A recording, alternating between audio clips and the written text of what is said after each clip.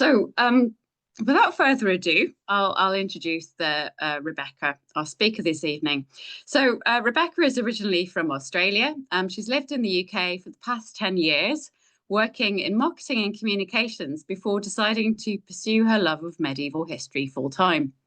Rebekah graduated from the University of Cardiff in 2022, and in November 2024, she graduated from the University of Edinburgh with an MSc in medieval history. Rebekah is the events officer for the Scottish Society for Northern Studies, and I should probably just take a moment to really commend Rebekah and also Peter, who's been the background tech observer for this event, for the huge contribution they've been making to the society. So Rebekah's recently been awarded a scholarship to pursue a PhD at Flinders University in Adelaide, which is starting next year, very exciting, where she will contribute to the Testing Conquest project that's held there. Welcome, Rebekah. Do you want to come on and share your presentation with us? Thank you. Hey, well, thank you so much for having me tonight, and everyone for joining. As Claire explained, I'm Rebekah. I graduated from the University of Edinburgh last year, and I wanted to present a seminar based on an essay I wrote during that course. So what I'll be looking at, I'll be discussing the carved stone monuments that have, for better or for worse, come to be known as hogbacks. This paper was originally designed as a response to the specific question, are hogback stones evidence of Viking activity in Britain? I've called the seminar How to Read a Hogback, largely because that phrase scans well, it sounds nice. But to clarify, by demonstrating how to read a hogback stone, I mean that I will be guiding us through the history and the unique nature of these stones, weighing up the evidence we have available to consider whether hogback stones can indeed be read or taken as historic evidence of Norse activity in medieval Britain and what we think their purpose was. So firstly, I'll provide an outline of the history, the facts about these monuments that have come to be established, mentioning the theories that different scholars have put forward regarding the purpose and significance of hogback stones, ending with the approach that I personally find most compelling, which is to consider that these incredible monuments were never either explicitly pagan or Christian, Viking or local, but instead were born out of the consumption and negotiation of ideas and beliefs between many different communities, making the humble hogback a kind of communicative tool through which the evocation of myth, legend, and religion allowed the creation of a unique social space in the early medieval landscape. At the end of my part of the presentation, we'll then leave the realm of theory and cross over into a real-time example of the place that a hogback stone has within a modern community today.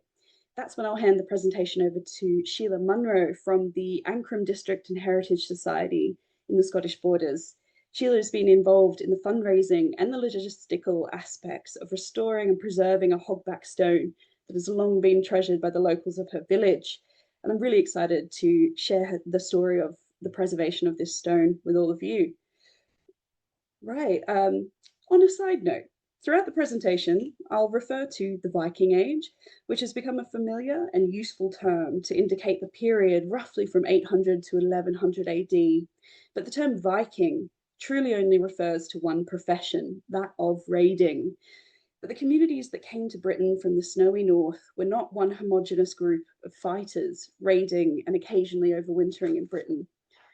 Over the 300-odd years of the Viking Age, many Norse communities arrived, settling, trading with locals, and across the kingdoms and empires that they arrived in, setting up farms and fishing and marrying into British communities, and forever changing local place names and our language.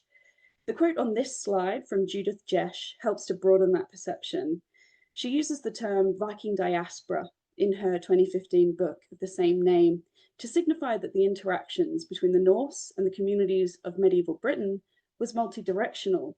These groups influenced each other and moved about, trading, spreading religious ideas and technologies throughout the British Isles, the continent, and further afield. Throughout the presentation, I'll refer more often to Norse interactions and Norse culture when speaking about the Viking diaspora, to really encourage us to think of more than just Vikings and of a broader, more nuanced historic community. So if we want to examine or read a hogback stone to determine whether they can be considered as material evidence of Norse activity in Britain, and indeed what their purpose in that community might have been, the question we really need to ask is, can we read a hogback? These great big carved stones don't have any writing on them after all. And from the examples you see on the screen, you'll see that some exist only in fragments and many remain outdoors, becoming partially covered in moss, dirt, and wearing away. Some are lost altogether, with only illustrations, old photos, or written accounts from antiquarians left to testify to their existence. Luckily for us, of the 131 hogbacks identified in Britain and Ireland, many of these stones do remain intact and can be viewed and accessed easily enough by members of the public. In 2019, Jamie Barnes from Glasgow University visited almost all of these stones, taking photos and recording their condition. His thesis is available to download for free on the Glasgow Uni Theses portal and provides an incredibly comprehensive survey of hogbacks and detailed reviews of the existing scholarship on the Viking Age carved stones, which I'm immensely grateful for. Jamie kindly gave me permission to share these images from his thesis for the presentation, and the original source or author of all other images should be cited below, and I'll give you a download link at the end of the presentation too, so you can have a look at them yourselves. So Jamie Barnes's survey of every stone categorized as a hogback in modern day England, Wales, and Scotland and Ireland can be used to identify things like the material differences and geographical variety amongst the hogback corpus. But while there's plenty of scholarship to tell us about the physical makeup of what a hogback is and tracing the development of their typology, we are still largely left to wonder why they exist. And as we'll see, almost everything regarding the purpose and the people associated with the creation of hogback stones is open to debate. Scholars have proposed a variety of explanations for why hogback stones were made and for who they were made to appeal to. Some have argued that the artwork on them is explicitly pagan, while others say it symbolizes Christianity. Some have claimed that the unique shape supposes to mimic an upturned boat, while others say it looks like a house. Others say they are memorials to dead warriors, while others say they indicate sites of trade. There's also debates on where they originated from, with some claiming it's Yorkshire and others saying the Kingdom of Anglia. Given the variety of theories out there, some of which directly conflict with each other, trying to untangle a singular historic purpose is tricky. This endeavour is made all the more complicated when you consider that their use and their meaning would have undoubtedly changed over time. But it is the ability of these stones to represent each of these arguments and to transcend them that makes hogbacks such an enticing object for historical analysis of the early medieval communities that likely engaged with them. It's important to remember that hogbacks we now discuss as being in England, Scotland, Wales, or Ireland were produced over a period where the boundaries between those countries did not yet exist as we understand them today. Instead, the hogbacks reflected communal social ideas more than lordly ideas in Britain and Ireland, and so could represent cultural reciprocity between Norse communities and the early medieval kingdoms that they existed in, such as Strathclyde, Cumbria, and Northumbria. On the slide, you'll see a map of where hogback stones are distributed throughout Britain and Ireland, and beside it is a map showing roughly where those medieval kingdoms existed. With this notion that communities who engage with the stones were not constrained by modern geographical boundaries, I'd argue that a similar approach should be taken when considering the theories floated that attribute different symbolic meaning to the stones. Where authors have argued that hogbacks represent either the corporeal or the secular concerns of a medieval society, I'd also highlight that it's possible for these monuments to bridge both of these spheres. Their role could well have been to symbolize the many facets of a society for whom commerce, politics, and community were inextricably linked to religion and belief.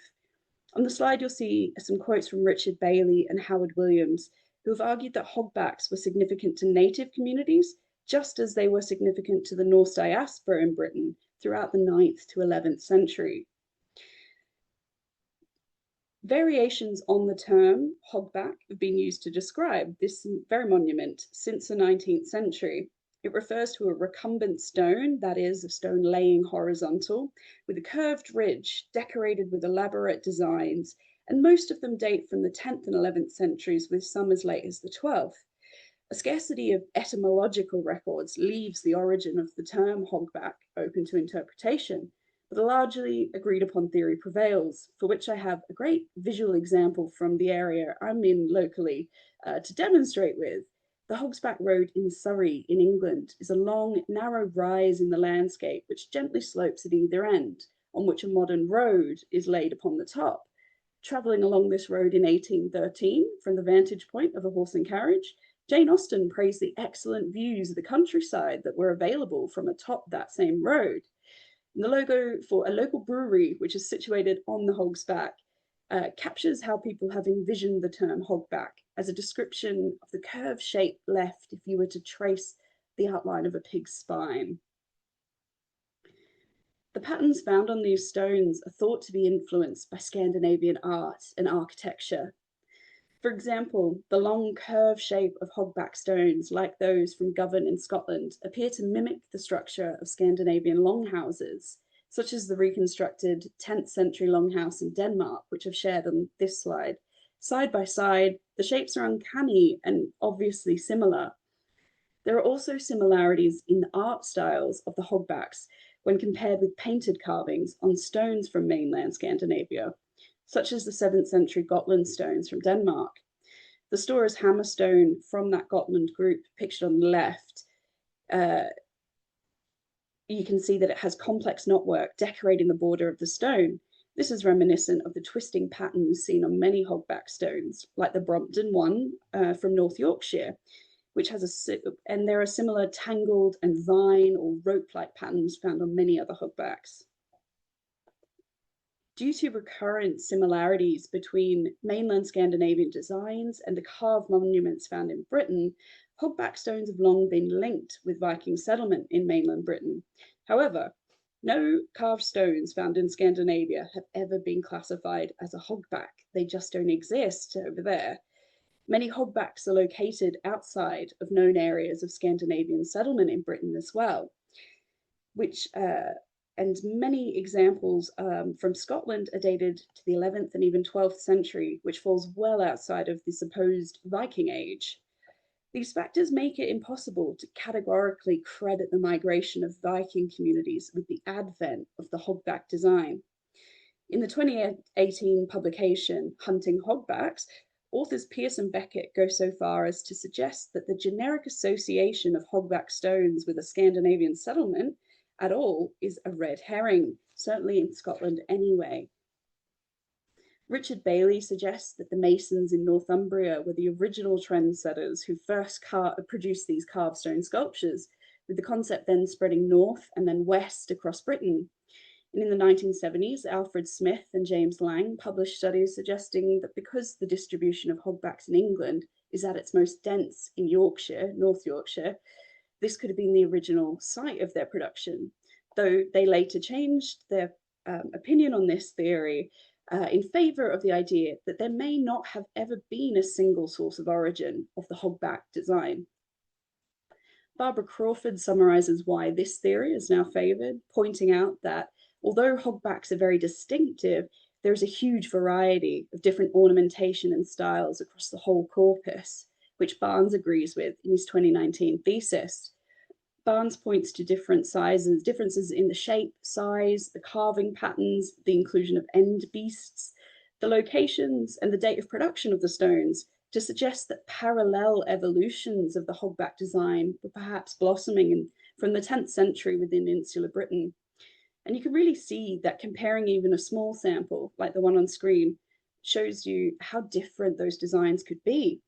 From left to right, you have a hogback from Yorkshire in England, the one in the middle is from West Lothian in Scotland, and the one on the right is from Ceredigion in Wales. Pearce and Beckett also point to the fact that most hogbacks appear to be made from materials local to the area they're found in, as evidence that the idea of the carving style travelled with people journeying along the waterways of Britain rather than the monuments themselves moving. Because, as Bailey points out in the quote on the bottom left of the slide, sculpture was largely an immobile medium in the medieval period. This idea that hogbacks are evidence of ideas being shared between communities also infers that where a hogback monument was placed could have signified a meeting point for trade and commercial activity. The Annals of Ulster record that in 870, the Viking king of Dublin laid siege to Alcluath, apologies for the pronunciation, Dumbarton Rock as we know it today, destroying the kingdom of Strathclyde's site of centralised authority.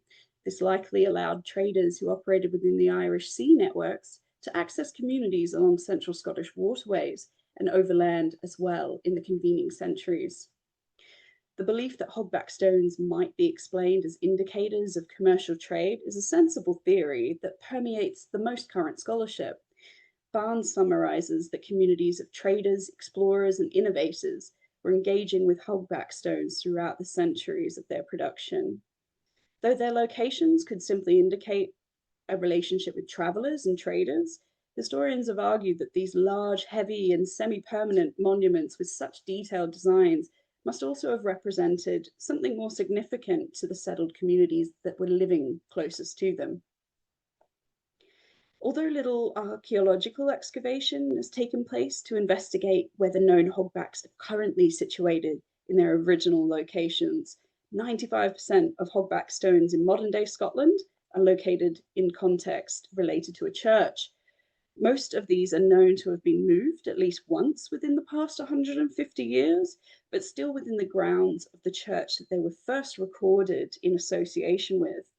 On the screen, you can see an example of this with a 19th century photograph showing where the Govan hogback stones in Glasgow used to reside outdoors in the graveyard, but they now rest inside Govan Old Church, where you can still visit them today. Parts of broken up hogbacks have been found built into the foundations of churches, and some have been repurposed centuries after their creation as conveniently located gravestones. Given the size and weight of these monuments, they're not easily moved in whole, so most are thought to be at least close by to their original locations. Despite hogbacks most often being located within the church grounds or a graveyard, the stones are almost always significantly older than the church structures and graveyards they are adjacent to. While the locations are likely to have been sites of Christian worship long before the buildings and structures we see today existed, it does mean that we can't uncritically label hogbacks as burial monuments belonging to those sites of Christian graves. In his extensive research into the hogbacks in Scotland, James Lang noted that despite the fact most of these stones are located in church settings, only 3 Scottish hogbacks have crosses carved into them, for example, and none of those are a crucifix. Barnes urges us to consider that carved stones may be devoid of their original context today, and so we can't uncritically refer to them as gravestones or as belonging to Christian burial contexts at all. But we will see shortly that the designs carved into some hogbacks do reflect insular Christianity.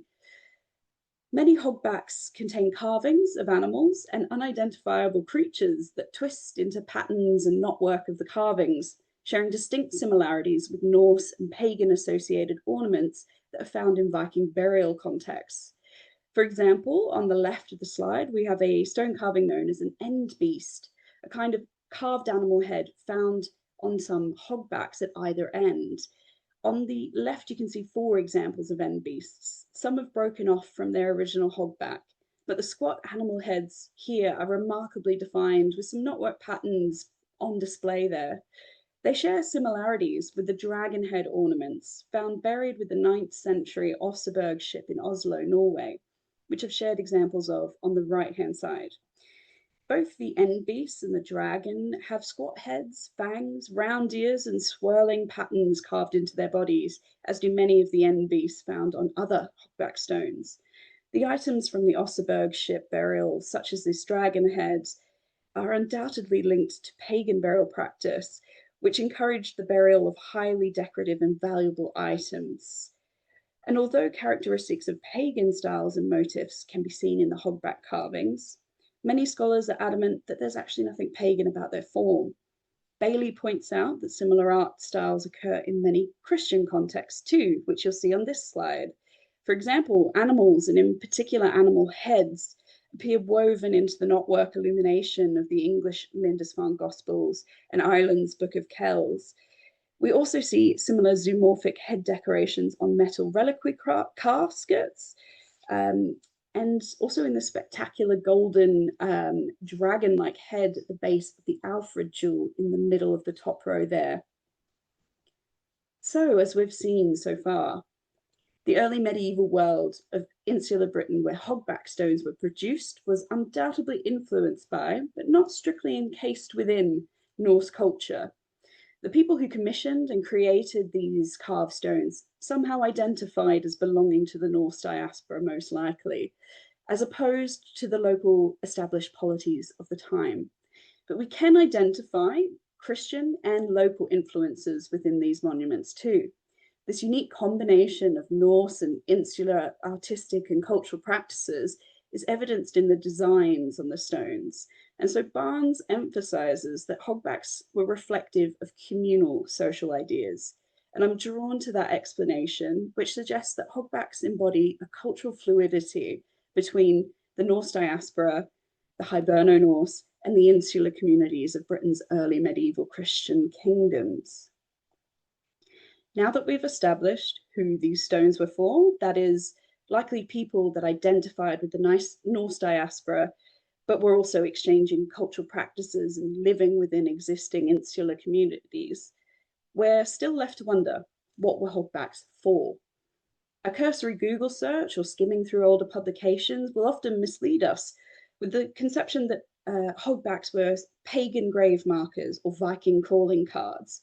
However, only one hogback found in Heysham has ever been noted as covering the grave of human remains, and the antiquarian account of this supposed burial is not substantiated in any other sources.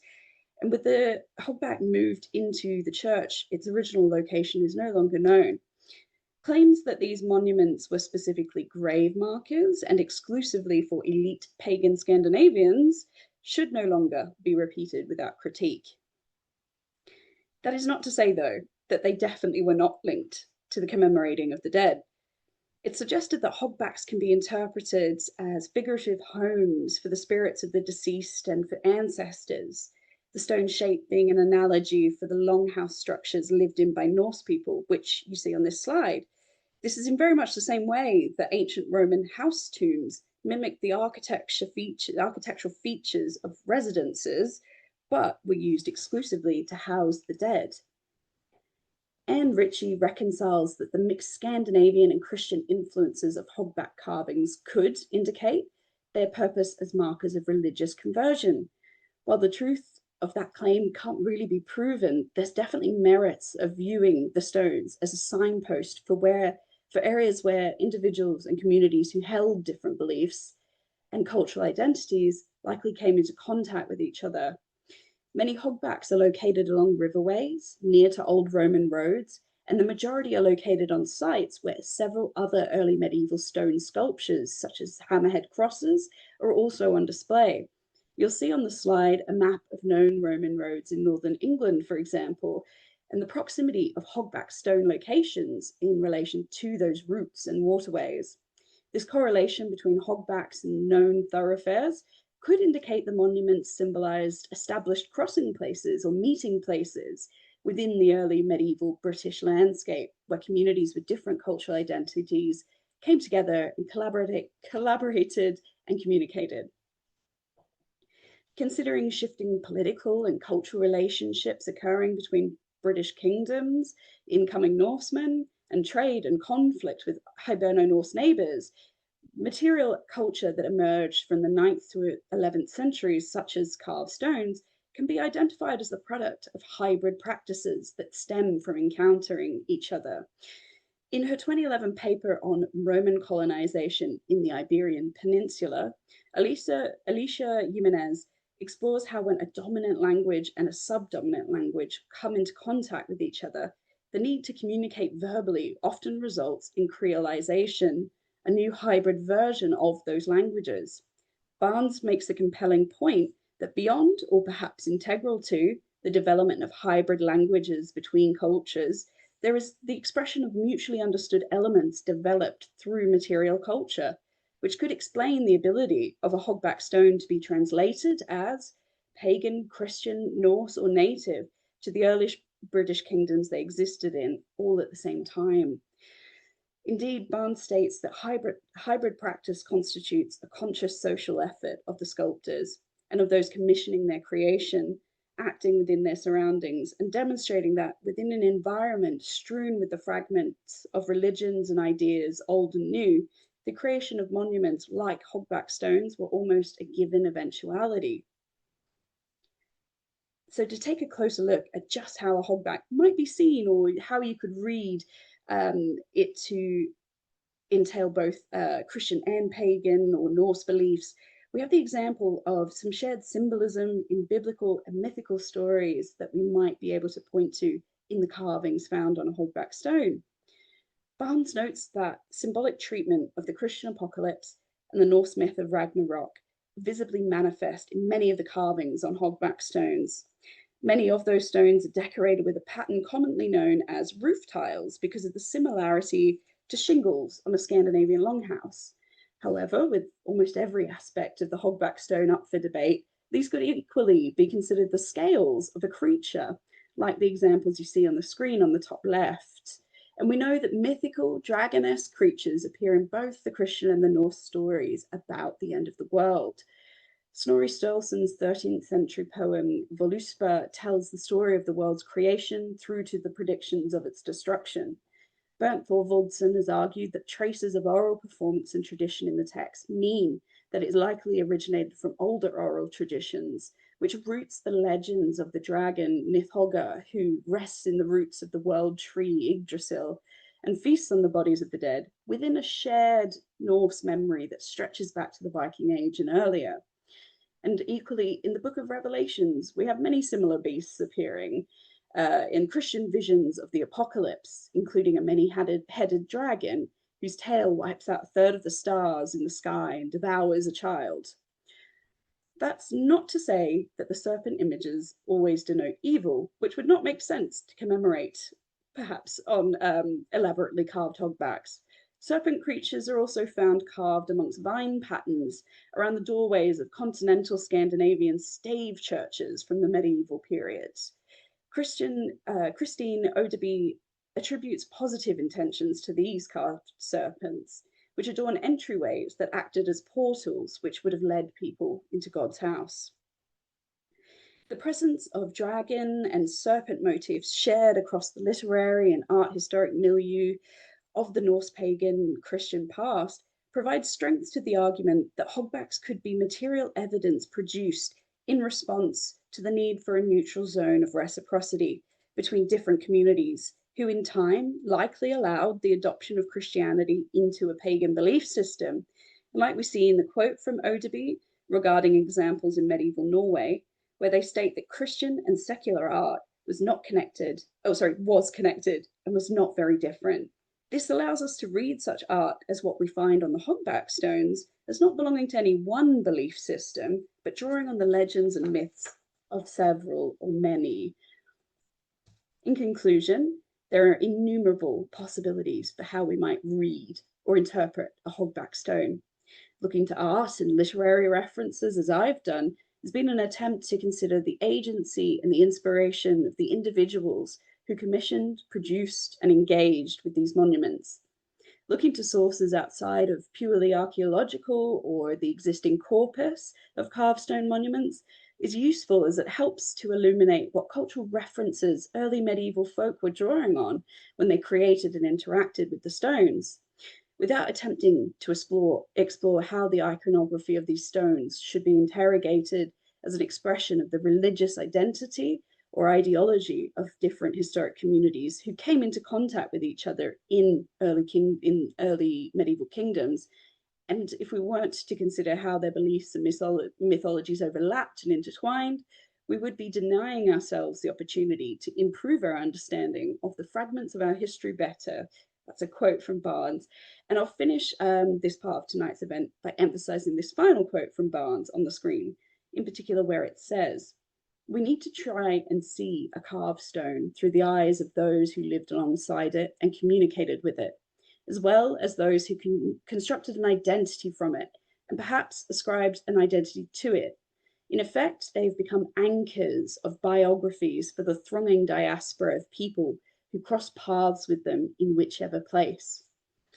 This leads neatly into the next part of tonight's presentation, where we have the chance to consider how people to this day are still living alongside hogback stones and interacting with them anew. In just a moment, I'll hand over to Sheila Munro from the Ancrum District and Heritage Society, a non-profit group who started in 2016 with a mission to preserve and promote the history of Ancrum. Ancrum is a small and beautiful village in the Scottish borders that's home to its very own hogback. In 2016, when the Heritage Society started, the stone was in desperate need of repair, as it had laid exposed to the elements in a graveyard for many years. On the right-hand side here, you can see the account that Jamie Barnes made of the Ancrum stone when he visited to include it into his 2019 thesis. And below, you can see older photos of it too, from the Royal Commission on the Ancient and Historical Monuments of Scotland in the 20th century.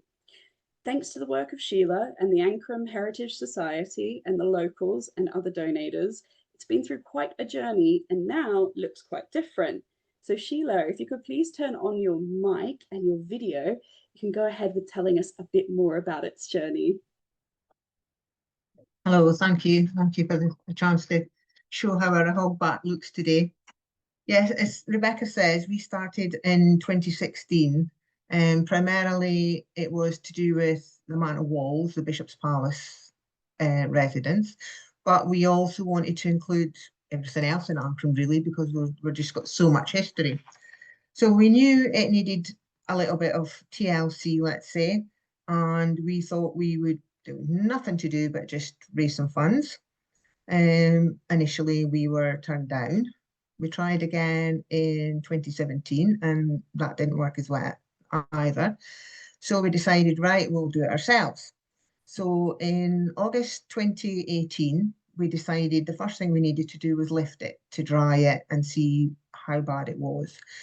So we got it all kind of dug out, round about, made sure it was, you know, all in one piece and the base at the bottom, got it tied up, and the local builders firm of John Ladle and Son in Jedburgh came along, and as you can see from the photos there, we had it tied up. They put some bands in underneath it and slowly began to lift it, which was a bit nerve-wracking, but we got there. It lifted okay. It was taken away. It was put onto the back of their truck and placed in a dry, secure unit to let it dry out, basically. Now, we thought this would be just for a short time, but unknown to us, we had a global pandemic and a couple of lockdowns to contend with, and we decided we've got to try and raise funds for it. At that time, it was hard because everything was closed down, so we had a crowdfunder. Now, I raised just under £900 from the crowdfunder, and this, along with some of our other money, allowed us to start thinking about bringing it back. This wasn't going to happen until 2022, which is 4 years after the stone had actually went away. The local lad, Michael Snedden, from Eccles Groundworks, kindly volunteered his time to bring it back and see what he could do. But the first problem was, how do we get it back from the actual site, which was about 6-7 miles away? So we contacted a farmer who was near where the stone actually was, and he was more than happy to bring his teleporter along and get the stone down. And oh yeah, that was fine, until he actually realised what the stone looked like. He was very, very nervous, and it was a very anxious moment till we got it down and onto the back of Michael's truck. And he brought it back, put it in his yard, and then he started preparing all the ground for it. As you can see, he's taken everything out, put membrane down, put curbs in, stones, got it all sorted out, and left it for a little bit to just settle and dry out. He brought it back. He spent a lot of time getting it placed into the graveyard. It had to be just done correctly. We'd had quite a bit of problems with the council just not being sure what we were doing and what they wanted us to do. There was different opinions a few times, but we got there. Michael brought it back and we placed it in. And once it was in, you can see coming off the back of the trailer, it was a bit of a dodgy moment, but he replaced all the loose pieces that were there. We got them sealed and cleaned all the stuff off and left it to settle. Now bringing it back, we thought, well, that's fine, that's thing, but we thought, we need this to be. It's quite a story, so we need this to be a little bit more. It deserves a bit more than just being plonked here. So we decided to have a proper unveiling. And as we'd lost two of our founder members, Richard Strathy and Roy Scott, who were really, really instrumental in this project at the beginning, during the pandemic, we decided what better way to do it than have Richard's daughter and granddaughter unveil it. So they agreed, they came across to do that. We invited villagers, we invited local councillors along as well. And Mrs. Liz Finlay blessed the stone and gave thanks to all who had helped with the project so far. We had a piper from the Jed Legion band who played a lament. It was a very emotional day, and there was a few tears, a few wet eyes, but we thought, no, the work's not finished yet. The stone needed a permanent cover. At that time, it was being covered by a wooden box in the winter months, but as people were still walking and wanting to visit it, we were being told that it had been lifted off a few times, and we were scared it dropped and damaged the stone. So a permanent cover was going to be looked at. Some of the quotes we were getting was for about £16,000 to put a cover completely onto it. But again, we went back to our local firm who helps us a lot, and we asked them what they could do with, you know, strong stuff. We weren't allowed glass. We had it to be just so kind of thing. So we thought, right, we need to raise some money no matter how much it's going to be. So in 2024, we established the funds. Now, this was through a barbecue, which the funds went towards it. We had winter talks. This went towards it. We promoted a calendar. We made a calendar, which hadn't been done in the village for years. And we raised a lot of money. We raised about £900 from that alone. We had a kind lady donated a Christmas cake, which we raffled off. And there was a New Year's Eve music event in the hall, which gave us a donation as well. So we did manage to raise the money for the cover. And in 2024, we said, that's it, it's going to happen, we're going to get it done. Again, Fantasy Prints made the cover for us, who's done all our boards and everything we've done. They put it, they got it all measured out, and Michael Eccles of Groundworks, who had done the original base, fitted it onto it. Now, as you can see there in the picture, you can still see some moss and some of the lichen and everything on it. But now, I think with the summer we've had, it's completely cleared. It is absolutely looking amazing. It's the best it's ever looked. And we have our board just outside the churchyard to complement all our local areas as well. And we've got numerous ones around the village, and this one was designed and drawn by Ellie Thompson, a local girl who grew up in the village. And again, Fantasy Prints have made the boards for us, and this is just outside our churchyard. So that was it. We had it done. We had it completed in 2024, and job done. It is now safe. And that's me. Thank you so much for sharing that with us, Sheila. It's such a wonderful story. I found it really touching that despite frustrations that you went through and not being able to get funding, having to resort to it yourselves, that grassroots effort of things like selling calendars and I guess the Christmas cake weight competition, it kind of really emphasizes that the community were the people driving this. And I wondered, did you find that the community understood straight away the importance of raising money for this? Or was there a bit definitely. of education? The community was all behind, and everybody was determined in the village that it was coming back. and they Yeah. knew that we had to raise money. And they say the donation we had from the locals from their music night on Old Year's Night, New Year's Eve. We never expected that. We were just like, oh, totally stunned when we got that. Like that was really, really good, and it just sort of secured it, the funding. And it was just a case of having it was very complicated for them to put together, because it had to be not too big, but it had to be the shape it was, and just leave like a small amount underneath so that a little bit of air could go through. Yeah. So yeah, it is secured down so that if we ever need to take it off, I don't think we would attempt it. We'd probably call on Michael again to take it off, but we could. Yeah, and just the So different personalities and businesses that were all involved in this just really oh, it was reiterates amazing. to It me was what amazing. Yeah, it community. was. And the people that helped, I mean, a lot of them, you know, the even the professionals that helped, I mean, they did give their time free. I mean, it was Yeah, just, yeah, they that's so wanted to sing generous. it. I just have one more question for you. I wondered if you could tell us a bit about the ceremony that you decided that everyone decided to Well, hold we and what decided that that entailed. it needed unveiled, and we just Roy and Richard were so instrumental in it, and they were founder members along with me and my husband of the group, and Mm. we just thought we needed to do something for them as well. And so we thought, right, how can we do, what can we do, kind of thing. And we spoke to the lady minister who was standing in at the time for our minister, and she was more than happy to give the stone a blessing and welcome it back and everything.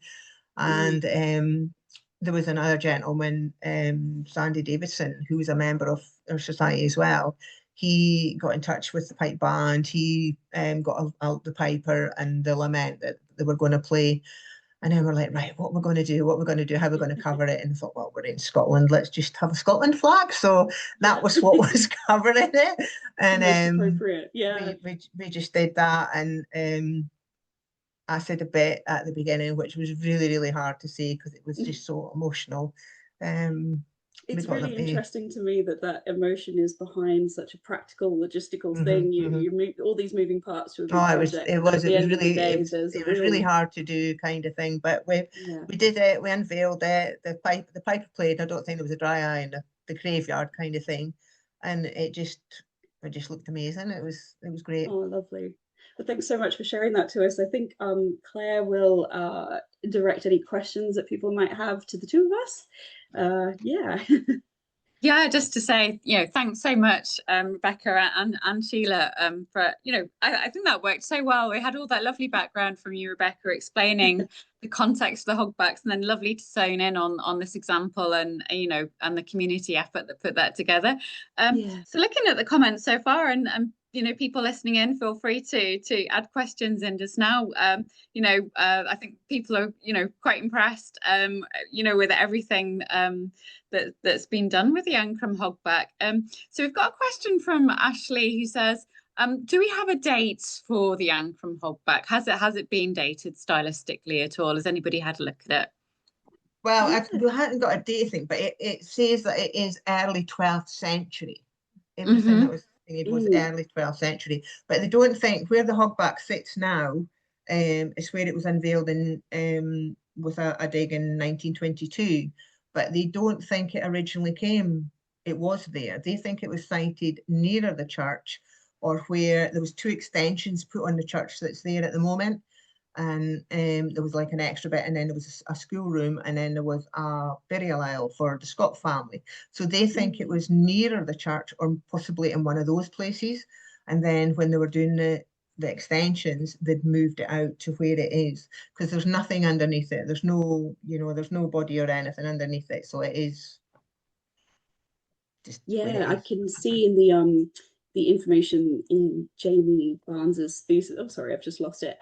Yeah, dated to the 12th century, and the church ruins that are there are from the early 12th century, aren't they, as well? Yeah. So quite late, but yeah, in Yeah. regards to the question, how are these things, David? It's the style, I guess, and that's always fluid. People's opinions are changing, so maybe with it dusted off and people can have a better look at it, maybe a new date will be proposed, but it fits with the sort of church building as well that's there.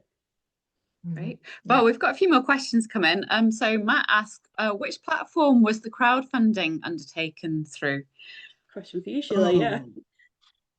I don't know. That was it wasn't me that did it. It was our treasurer that set it up and got it going. I can't remember what it was under. It was when we were in lockdown. It was done on. I can't remember what it was.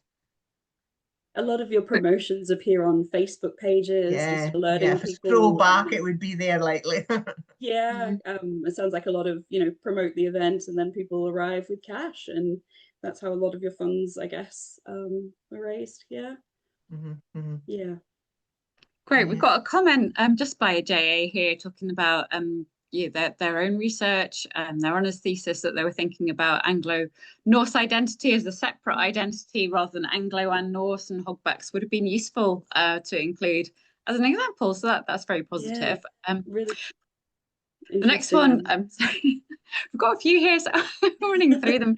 But yeah, where's the next one here? This is another question for Sheila. I think everybody's fascinated by this example. Great. It's getting some good promotion. Yeah, is the church at Ancrum still in use? The one where the stone isn't. It's a ruin. It's very pretty though. It's worth a visit. It really I know is. to be fair, it's quite overcome with ivy and different things at the moment, but it's still classed as a romantic ruin. So the church was built in the 1800s to replace that, which stands in the village. And it's never really been, I mean, when we did lift it to dry it out and sort of redo it, it was always, well, the minister as well, Reverend Frank Campbell, he was the same, as was villagers, as was us, that we felt it should be back in the graveyard because that's where it was, sort of thing.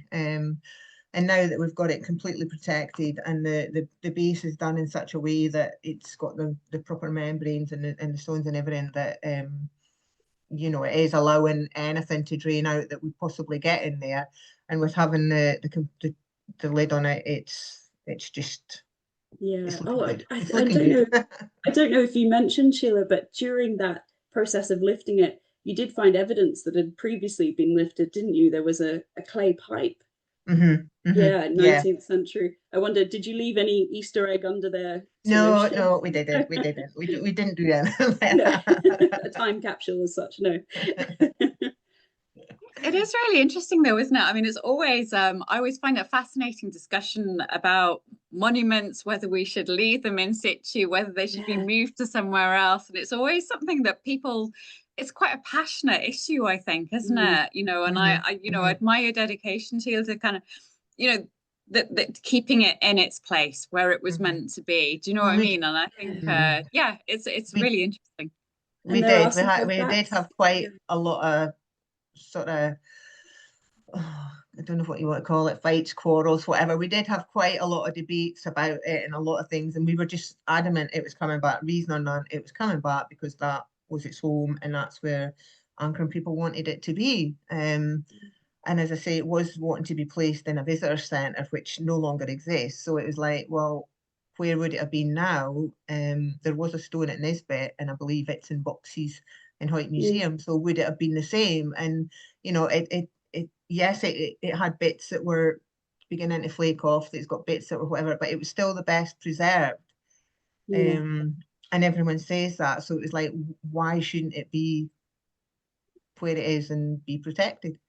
The great thing about these monuments more generally, there's, like you say, there's a few in museums, also dusty back rooms somewhere, but the vast majority are thought to be in the location they're from. So in my head, one day I'd love to do a road trip of visiting everyone. Well, a lot of the comments that are coming through are people saying we must now. Ancrum is on our to-go-to list. So I think you're going to be getting a little trickle of visitors now after this lecture. We have a question also now for Rebekah. This is from Chris, who asks, when was the term hogback first used for this type of sculpture? I don't know if you know 19th century, I want to say off the top of my head. I had that example from Jane Austen, mainly just because it was so cool that she'd mentioned the term hogback. Early 19th century. Yeah, That's really good. Oh, we've got another comment here from Ashley for Rebekah.